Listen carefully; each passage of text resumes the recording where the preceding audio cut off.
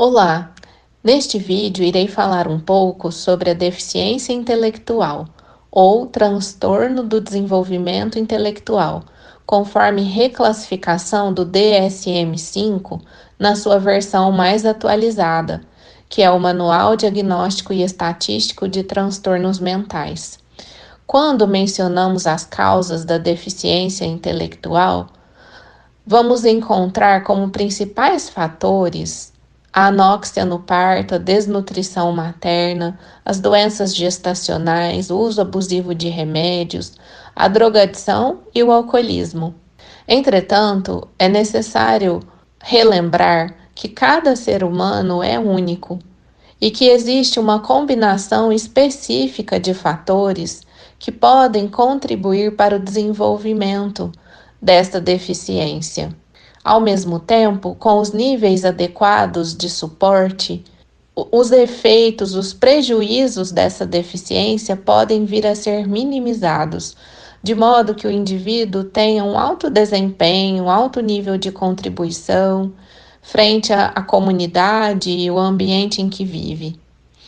Alguns fatores marcantes no processo de aprendizagem dessas pessoas: a necessidade de retomadas constantes do conteúdo ou dos conteúdos ensinados, a dificuldade de memorização daquilo que é ensinado, e daí decorre a necessidade de retomar os conteúdos, às vezes de maneiras diferentes, por meio de estímulos variados, motivadores, desafiadores, mas a necessidade, sim, de estar sempre retomando antes de avançar. Antes de inserir um elemento novo, retomar os elementos que já são conhecidos, criando links, conexões entre as informações. Naturalmente, as pessoas que não têm essa deficiência fazem essas conexões, associações entre conteúdos, um vídeo que vê, que assiste, uma música que escuta, uma aula expositiva, uma dinâmica. Nós vamos estabelecendo esses links naturalmente, associações.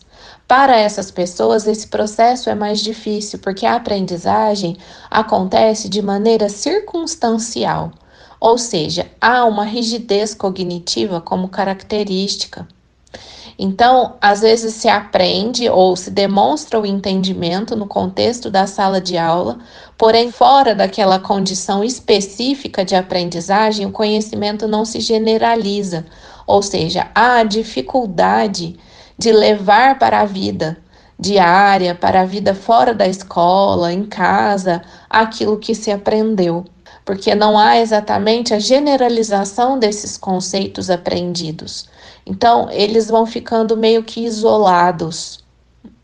Então, é necessário auxiliar na construção das pontes, das conexões, das associações entre esses conteúdos, para que faça sentido, para que tenha funcionalidade. E um dos recursos muito utilizados nesse sentido são as canções, melodias conhecidas, rimas, são elementos que facilitam o processo de retenção das informações que se deseja transmitir. Então, sempre que possível, professor, professora, envolva o conteúdo a ser ensinado em rimas, em parlendas, em cantigas, em canções, que faça sentido para o aluno, porque dessa forma ele terá uma facilidade maior de memorização. E assim como a música, outras entradas sensoriais, conforme já dissemos em outro momento, em outro vídeo, a importância das entradas sensoriais, dos estímulos sensoriais, concretizando a aprendizagem dessas pessoas cujo nível de abstração é muito pequeno. Então, além de auxiliar nessas conexões, nessas associações, nesses links entre os conteúdos, fazer isso de uma forma concreta, de uma forma lúdica, de uma forma palpável, com exemplos, com referências visuais, sempre que possível. Então, esses são elementos facilitadores desse processo. Um outro aspecto, né, que é necessário observar, pensar, é na compreensão das relações. Existe uma dificuldade de compreender a dinâmica das relações. Existe uma dificuldade de compreensão das regras do ambiente, do que é adequado para cada situação. Muitas vezes a gente ouve falar, né? A pessoa com deficiência intelectual é muito inocente, não tem a malícia da situação, da circunstância, do momento, de perceber, observando como ela tem que se comportar, como ela tem que se vestir, né? Qual que é a linguagem adequada, o que, que pode falar, o que, que não pode falar em determinado ambiente, né? Exatamente porque existe essa dificuldade de compreender as regras, o funcionamento das relações, dos espaços.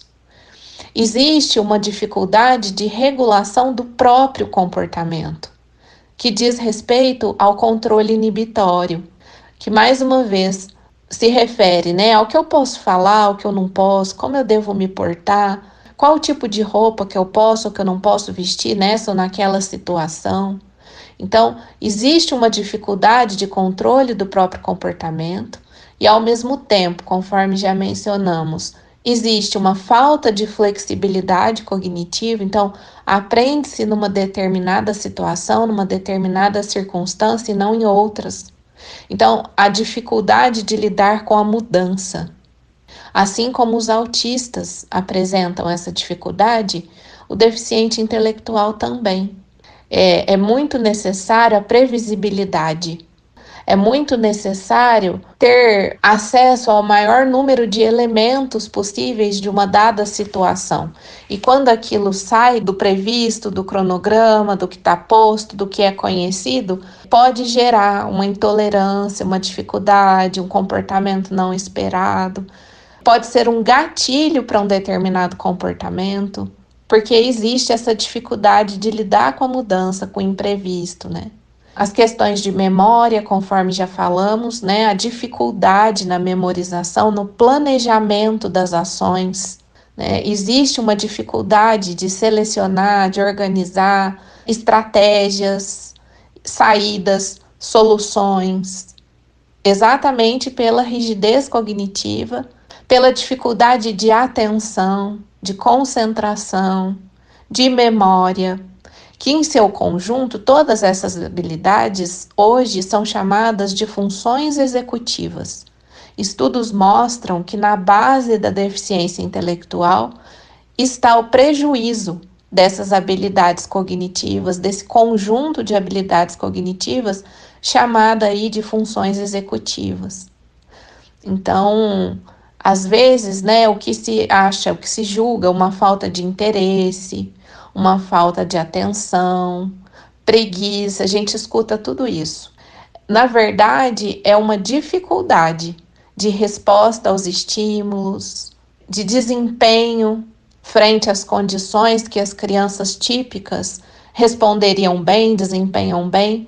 Para esses indivíduos, nem sempre é possível uma resposta assertiva, adequada, satisfatória, porque é um conjunto de habilidades que se vê em prejuízo.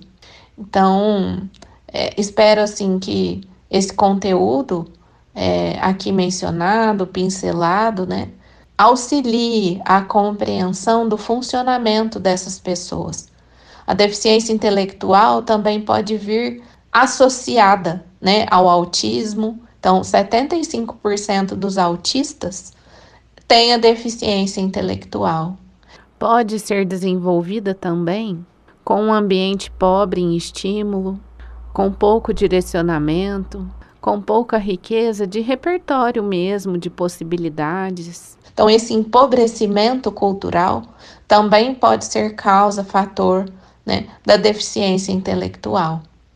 Então, é necessário observar o que é uma dificuldade pontual, né, uma dificuldade isolada, que a partir das mediações vai sendo superada, ou o que vai caracterizando realmente uma deficiência intelectual, que aí traz um prejuízo global desse indivíduo. Conforme veremos no próximo vídeo, o prejuízo, inclusive, das capacidades adaptativas, que aí fere a autonomia, a independência, habilidades de vida diária. né, de cotidiano.